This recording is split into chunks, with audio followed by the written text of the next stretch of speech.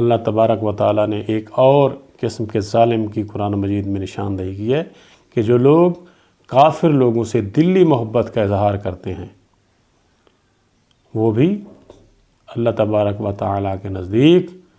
ظالم ہیں۔ سورۃ التوبہ آیت نمبر 23۔ اے ایمان والو، اپنے باپوں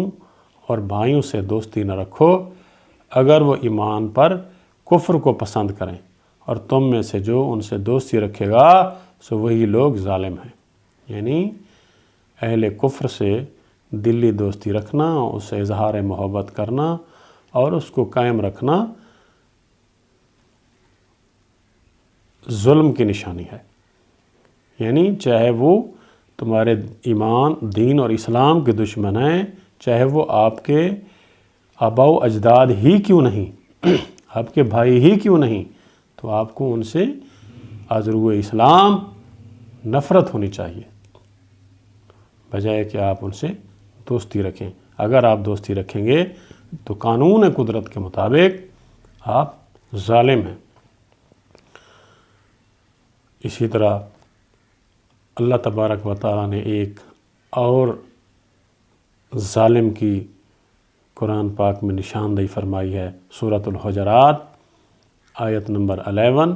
اور جو توبہ نہ کرے سو وہی ظالم ہے۔ یعنی جو شخص گناہ کرتا ہے، گناہ پہ گناہ کیے جاتا ہے اور اپنے گناہوں پر اللہ تبارک و تعالیٰ کی ذات کے سامنے نادم نہیں ہوتا، فخر و تکبر میں رہتا ہے، تو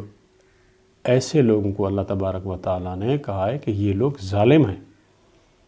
انہوں نے ظلم کیا ہے اپنے اوپر، اور انہوں نے اللہ تبارک و تعالیٰ کی حدود کو تجاوز کیا ہوا ہے، اور یہ لوگ قابل گرفت ہیں۔ اسی طرح ایک اور ظالم کی اللہ تبارک و تعالیٰ نے قرآن مجید میں نشاندہی کی ہے، وَمَنْ أَظْلَمَ مِمَّنْ ذُكِّرَ بِآيَاتِ رَبِّهِ ثُمَّ أَعْرَضَ عَنْهَا إِنَّا مِنَ الْمُجْرِمِينَ مُنْتَقِمُونَ۔ اور اس سے بڑھ کر کون ظالم ہوگا جسے اس کے رب کی آیتوں سے سمجھایا جائے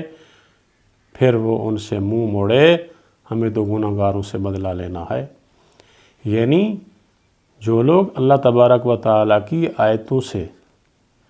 نصیحت حاصل نہیں کرتے، جب ان کو بار بار سمجھایا جاتا ہے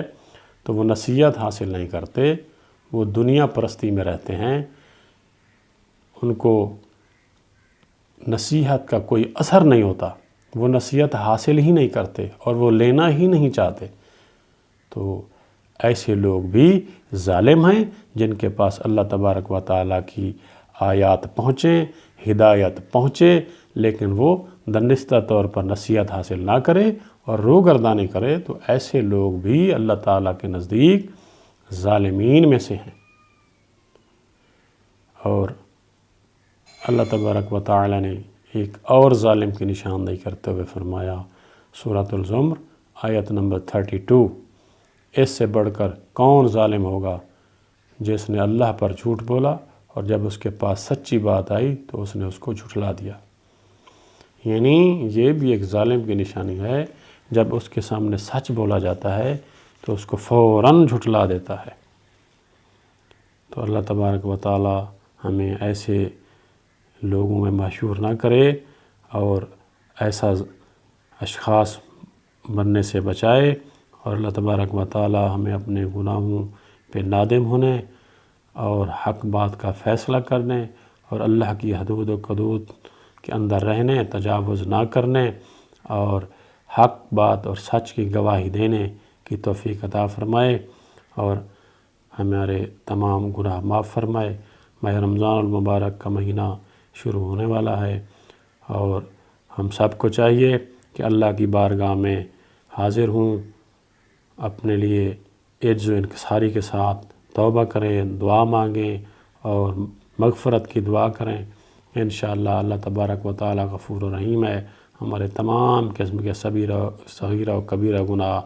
اسی ماہ مبارک کے صدقے معاف فرمائے گا۔ انشاءاللہ اللہ تبارک و تعالی ہم سب کے صغیرہ کبیرہ گناہ